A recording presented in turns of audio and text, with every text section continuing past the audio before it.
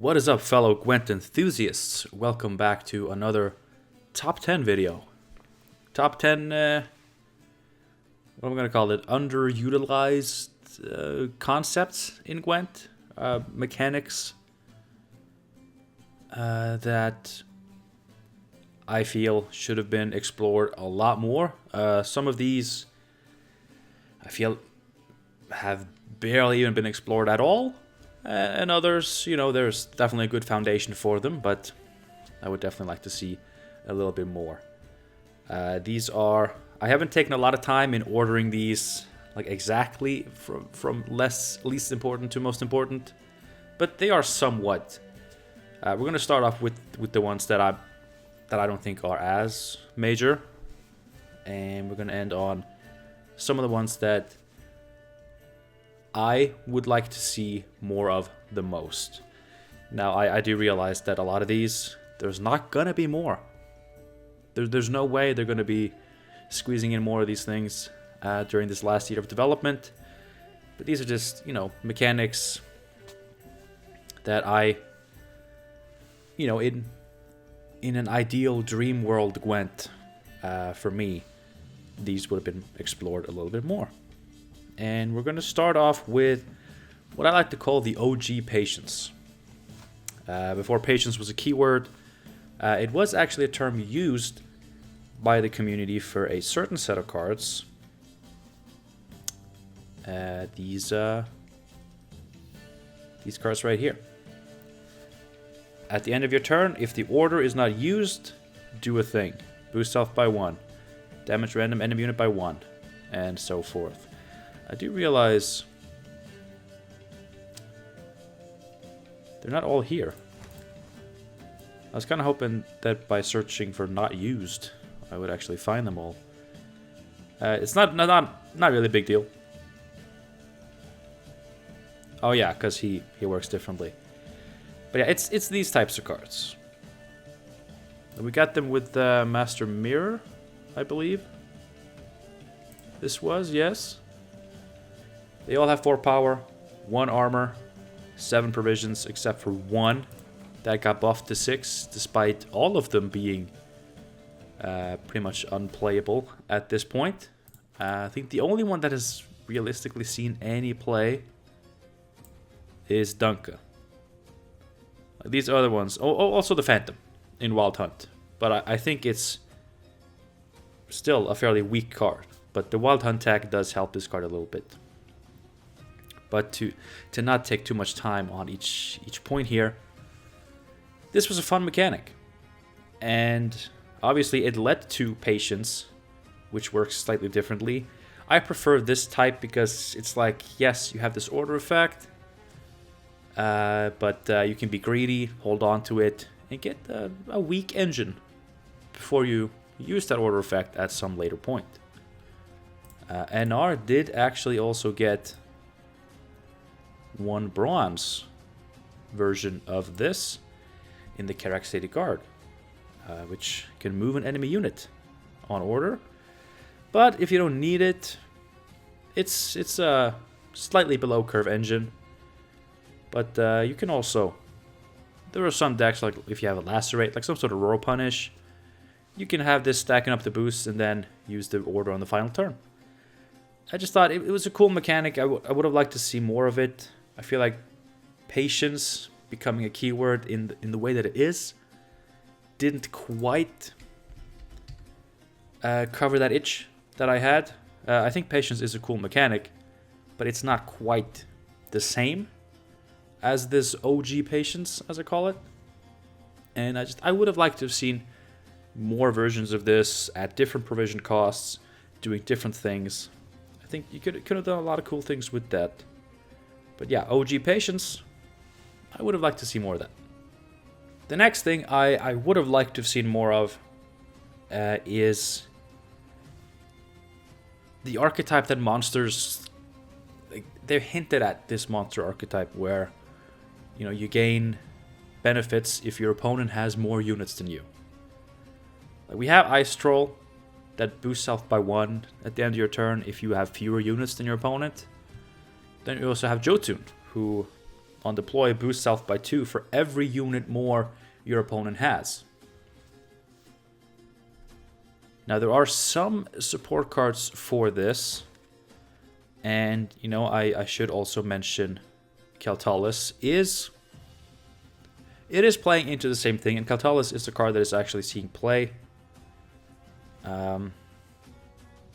But because it destroys the units, kind of evening out a little bit, you know, it has anti-synergy with Jotun, but it does play into a similar theme, which is cool. But there is also, let's see, the Noonwraith. You know, Ratclog has been a thing, where you spawn a bunch of Noonwraiths, you trigger them all, yeah, and you fill up your opponent's rows with rats, they can't play units, you play out your final cards, and you end with a Glusty Warp. But I would have liked to have seen more monster units that spawn units on the opponent's side. Like, we also have Consume to, you know, be able to play units on our board without increasing our total unit count, because it's consuming another unit. But I would have liked to have seen more of this. Like Vampires could spawn a unit on like the opposite row and just give it bleeding.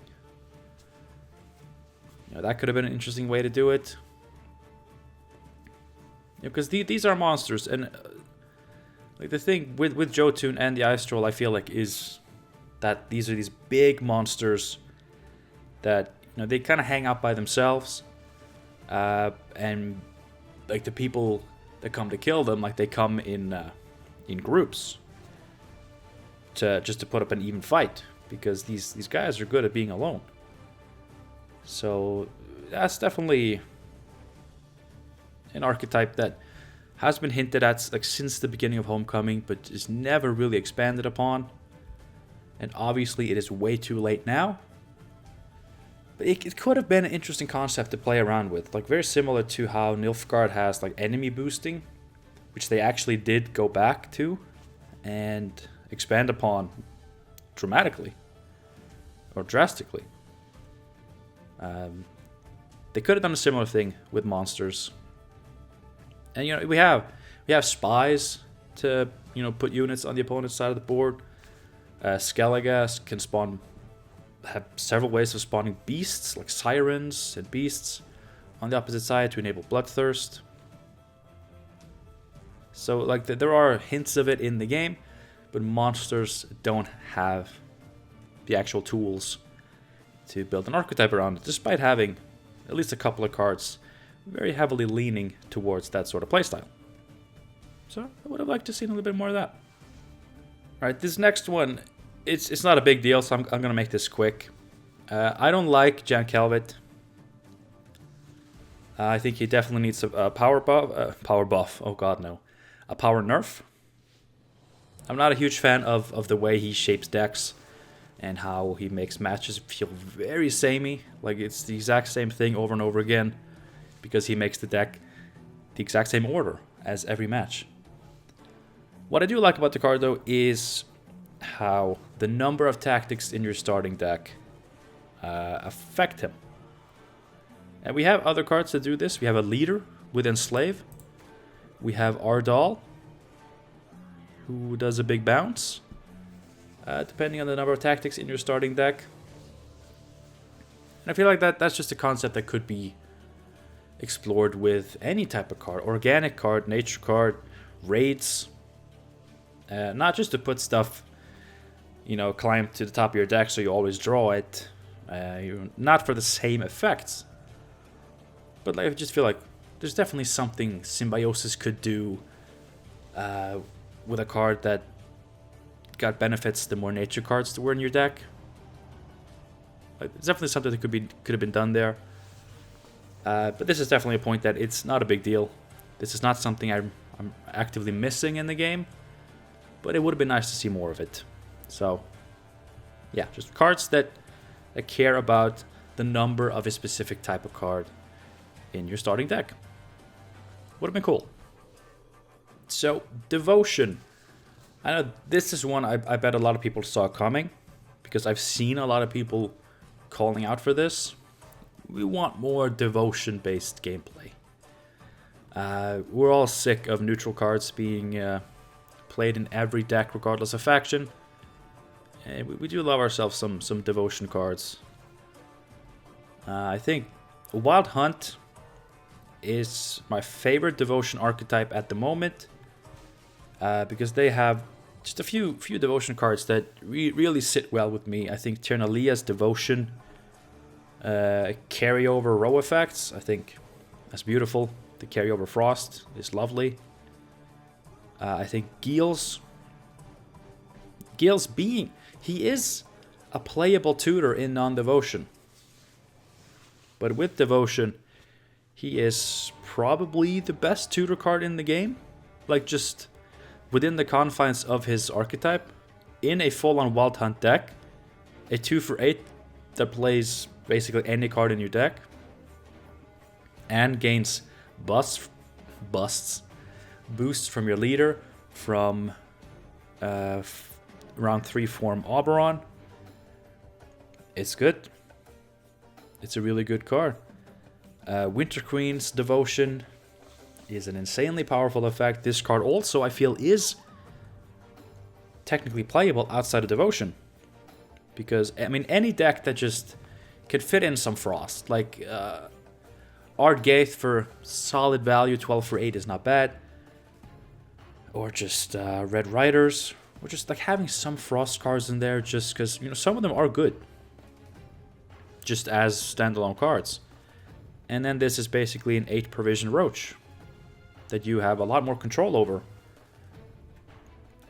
And I think, I mean, the stats on this are good enough by itself. And then the Devotion is just insane. Like, just this combined with Ternalia, like, you don't care if you miss out on Frost turns. Because you actually gain points from it.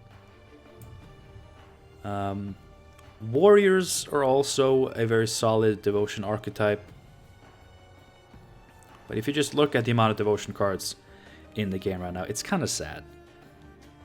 It's kind of sad, and Unseen Elder should just not be a Devotion card. Like, the bleeding triggering on your turn as well is the only actually interesting good part of this card. If you want this to be a top-end card for vampires, an archetype that otherwise has nothing to do with Devotion, just make that the main part of the card, not a Devotion bonus. Just cut the Devotion from this. That's a cool ability. The rest is very bland, very meh. But just remove the Devotion, make him more centered around just being a good top-end card for any type of vampire deck. It's so sad. It's a sad card. But yeah. I mean, actually, pretty much all factions have had viable Devotion decks at some point. But in general, the keyword is underutilized. It is undersupported. And currently, a couple of factions are pulling off Devotion. Most of them are just not really doing it, not really bothering doing it, because it's just better to play Golden Necker and the Donkeys and Roach and Knickers. That's just not good. Sorry. Alright, this next one, this is a big one for me. The only reason it's not higher on the list is because the next few points are just really fun ideas. This one is just more... It feels almost like a necessity. Like this is legit one that I think they should focus on during this final year of development before we go into Gwentfinity, and that is artifact removal. We need more. We need more. We need better. Like, we have Bearification, which is... It's so close to being awesome. Like, it's a cool card. It does the thing of... You know, if your opponent... If you're targeting, like, a scenario, a really expensive artifact, the trade-off is fair. At the same time, if your opponent doesn't have any artifacts, or they don't have artifacts that you are willing to play this on, it has a proactive mode that you can get 10 for 5 on your own side of the board, which is also really good. The only problem with verification, and this is the problem with all of these artifact removal cards, Heatwave and Shoop. If you're not removing a scenario and select few other artifacts, it's not even worth it. Like Heatwaving a Mutagenerator, points-wise, that's worth it. Verification, points-wise, it's worth it. But you're trading down so hard. And the only reason it's worth it is because Mutagenerator is busted. So with all three of these, the only good targets for them are scenarios. All other artifacts are basically uninteractive because you can't. You can't. There's just nothing you can do. It's not worth it. And I would just like not every artifact has to be like super removable. I just wish that there were some options for just shutting down Mushy Truffle carryover, right? Is that so much to ask for? Either purify it, like remove the resilience so they still get the points but not as carryover, or actually just remove it. I don't know. I feel like something needs to be added. I don't feel like this is enough in terms of dealing with artifacts, especially given the prevalence of some artifacts. Scenarios are the worst, and it's good that we do have options for dealing with them. I would like to see just something more. There are ways to make a card that can destroy a scenario, or it can destroy a Megascope, and it's fair either way. There is a way. So please, more artifact removal, variation. Alright, this next point is just Echo cards that do different things the first and second time you play them. This is a fairly recent concept. Magic Compass. You can just avoid the first play pattern of it, but it technically does do the same thing. But Hengate Sword is really the one that stands out here. I think this is really cool. The first time you play it, it's 5 damage banish on death blow. Okay, but then it goes back on top of your deck, and then it's 5 damage, banish on death blow, and you spawn and play a base copy of whatever you killed the first time. So the first time you play this, it plays more like a 5 provision removal card in terms of value, but then it goes back on top of your deck. You draw this hopefully instead of a 4 provision, 5 provision card, and now it's really good. I feel like it's just such a creative use of Echo, really cool use of the keyword, and because it can be interacted with in the graveyard, there is interaction to it. I think this new version of Hengate Sword is honestly just a really, really cool card. Erendite, kind of similar, because most of the time it will be doing more damage the second time around than the first. But it's just not the same. Like Hengate Sword strictly does a different thing, or an additional thing rather, the second time you play it. And I think that could be applied to other cards. Like Art Gaith often feels bad with the Echo, because when this goes on top of your deck, a lot of the time it's just excessive and you don't have use for it. Sometimes you do, and you can play smart and definitely utilize it better.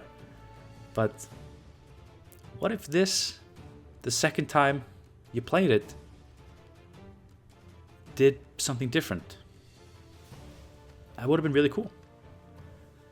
I know a lot of people will be cringing at the idea of buffing Wild Hunt, but I love him. It's one of my favorite archetypes, one of the most well-designed archetypes in the game, for so many reasons. And I wouldn't mind just buffing them even more. I love those guys. Alright, next up. You might be able to tell what the point is based on this image, because there are 3 of them on screen right now, and that is dual faction cards. When Syndicate was released, they also introduced a concept never seen before and never seen after: dual faction cards. Pugo is Syndicate and monsters. Same with Tatterwing. Harold Gord, Syndicate and Scoia'tael. Each faction got, I believe, 3 dual faction cards with Syndicate. And it's like this super interesting concept. Like, it's a way to make a specific card available to multiple factions without making it available to all factions. And I just feel like there's definitely stuff you could do with it. Like, I know Syndicate was built with this idea sort of in mind, so it makes sense for them to have dual factions card. Like, they have pirates that can be part Skelligan. They have monsters that can be part monsters. Agents that can be part Nilfgaard. So obviously this faction was designed with this concept at least somewhat in mind. But there are things that you can do. Like, both Skellige and monsters have beasts. Both Nilfgaard and Northern Realms have soldiers and siege engines and agents, right? Like, there's many parallels between those two. So yeah, it's just like dual faction cards. It's such an interesting concept. It's so weird that they never went back to it. And I would have liked to have seen what they could have done with that concept. That being said, the dual faction cards that we do have, like, most of them have never been playable in both factions. Tatterwing has never been playable in either faction. Gord has had his time with both factions. Currently, none of them. Actually, no, Scoia'tael still uses him a little bit. But he's one of few that actually saw play in both of his factions. Pugo has been played in monsters, but I've never seen this played in Syndicate decks. But yeah, dual faction cards. Really interesting concept.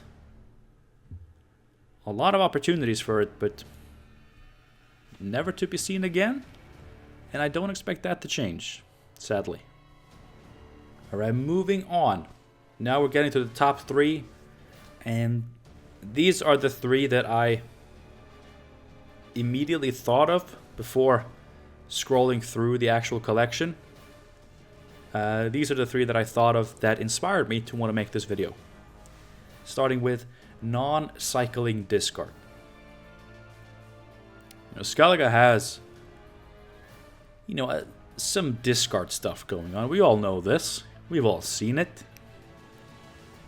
It used to have even more. It used to have a leader that did random pings whenever you discarded units or cards. And then it also had a once per round discard and draw. It was insane. But then they decided we don't want discard to be an archetype, so we're gonna take it back a little bit. It's just like a support, some support tools for consistency, a little bit of tempo maybe. But and I'm gonna get back to this in my in number 2, in next point. I want more graveyard stuff with Skellige, and discard could be a really cool way to enable that. But obviously, when discarding is always followed by a draw, or preceded by a draw, and you're cycling your deck, you're thinning your deck, yes, you have to put limitations on how many times a person can do that, because that's actually a really, really strong effect. But then we have a card like Bjorn Stormerson, who discards a card, but he doesn't draw you a new card. He puts himself back into your hand so you can replay him. And that is really cool. Now, I am not a fan of the deck that I'm currently seeing Bjorn in all the time. But Bjorn himself is actually a really, really cool card. And I would like to see more effects like this. Like, you can have, like, discard a card, then spawn this specific card in your hand. Discard a card, then return a Skellige unit from your graveyard to your hand. Maybe put a provision cost limit on that. This, like, discarding, like, it's such a cool way to generate value. Discarding a weak card, replacing it with a stronger card. It's a really cool way to generate value, and it can enable, you know, graveyard synergies, which I really want to see more of. Which again we're going to come back to in point number 2, which I'm probably just going to move straight into, because it obviously has a lot to do with Skellige, and that is, you know, graveyard interaction, but more specifically cards that benefit from being played from the graveyard. Skellige has always had a resurrection theme going with Freya's Blessing, Sugdrifa's Right. We now have Fukusia.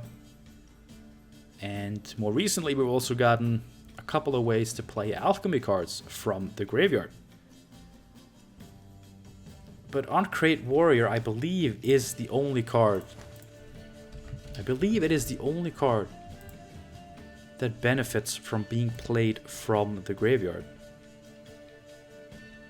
And we can do a quick look through here. Like, we have a few graveyard interaction cards. We have cards that play from the graveyard. But yeah, just not much that benefits from being played specifically from the graveyard. It's this guy. It is Uncreate Warrior and him alone. But that's a cool concept. It's a really cool concept, and like you have this resurrection theme going, you have discard going. You can put stuff in your graveyard and then play it from there instead, and if that was a neat little, you know, 1-2 punch combo that led to a few more points on the board, that would be really cool. That'd be really nice. And I would like to see more of it. You know, we did recently get Crow Clan Druid that can play a 4-provision alchemy from the graveyard.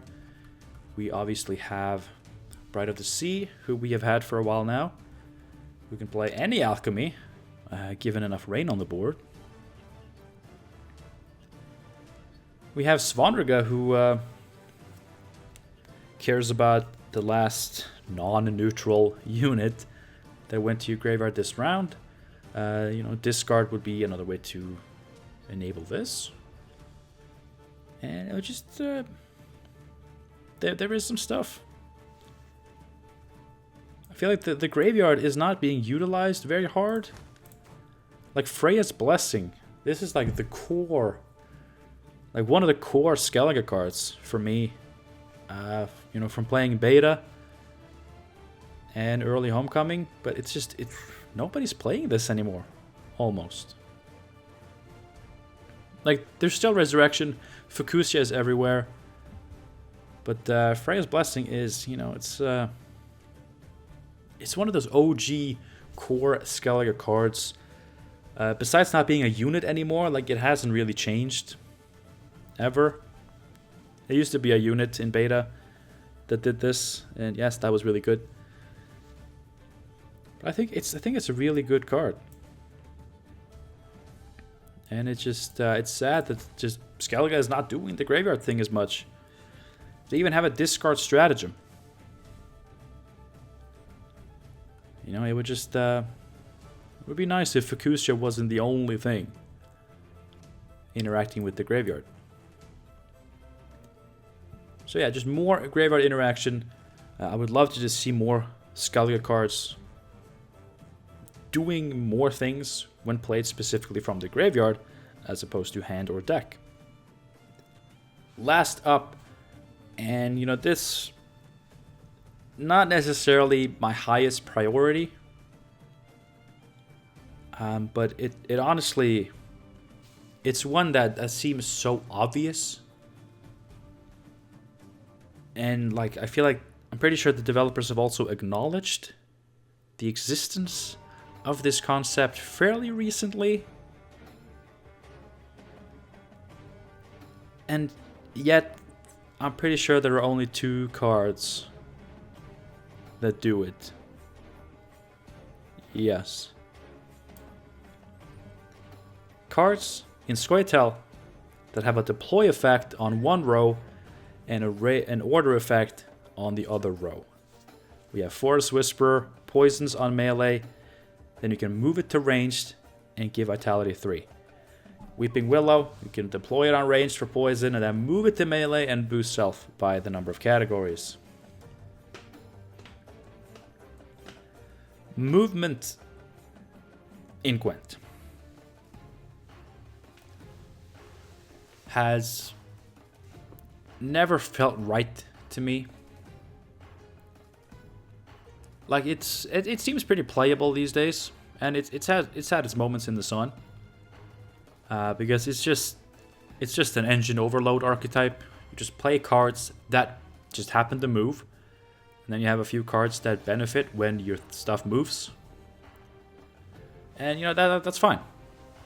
That is definitely fine. It's a more unique way to gain points, to do a thing. But I feel like movement, not to spend a bunch of time talking about another game, but Marvel Snap also has movement as an effect, as an archetype. And I feel like in that game, movement really, really matters in that game. Moving between the locations can be so impactful, and it's so meaningful, and you can do some crazy stuff. Being able to move is really, really good. And in Gwent, it's just okay, my card moves. Doesn't really do much, but then I have this other card that boosts all the cards that moves. So that will boost that, and that's fun. And yes, it is fun, but it feels like a very sad lack of utilization. I don't know what I was actually trying to say there, but yes, it just feels like such a sad underutilization of a mechanic. And the answer is right here. Squirtle could have a bunch of cards with deploy on one row, order on the other row, and then it would be sort of like Death Wish, right?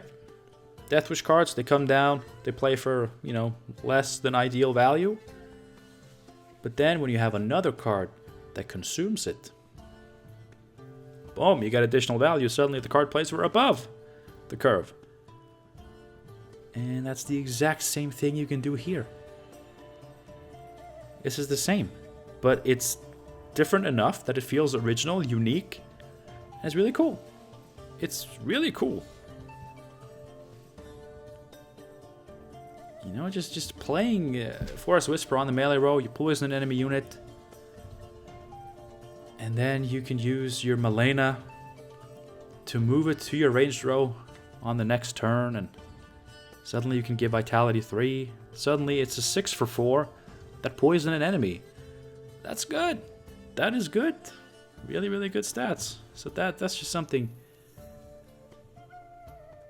The reason it's so high on this list is because it's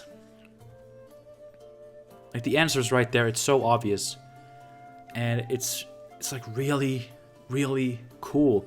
I remember when they made Forest Whisperer into this type of card, it was yes, movement matters on this card. You can use movement to allow this card to do multiple things. It is so cool. And then we got Weeping Willow doing the same thing. but nothing else. Nothing else. Like, everything else is just... Like, Tree and Boar is cool because it... You know, you use the order every turn, but depending on which row he's on, he does different things.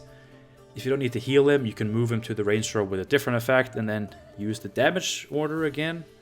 So this is a really cool card. Another good use of movement. But I feel like this deploy order stuff, it's, to me, in my opinion, it's probably the coolest thing you could do with movement. And it's just very underutilized. Okay. That was it. That was my top 10 most underutilized mechanics in Gwent. Let me know down below if you agree or disagree with my picks. If you have any other that could make it on this list, I'd be interested to hear those. So yeah, let's get some discussion going.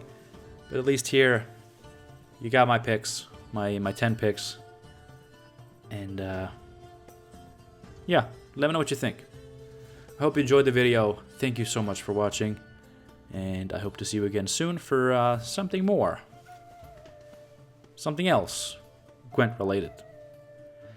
Maybe not gameplay, because my last 2 attempts at that have ended very poorly. Anyway. Thanks again for watching. Have a good one. And I'll see you soon.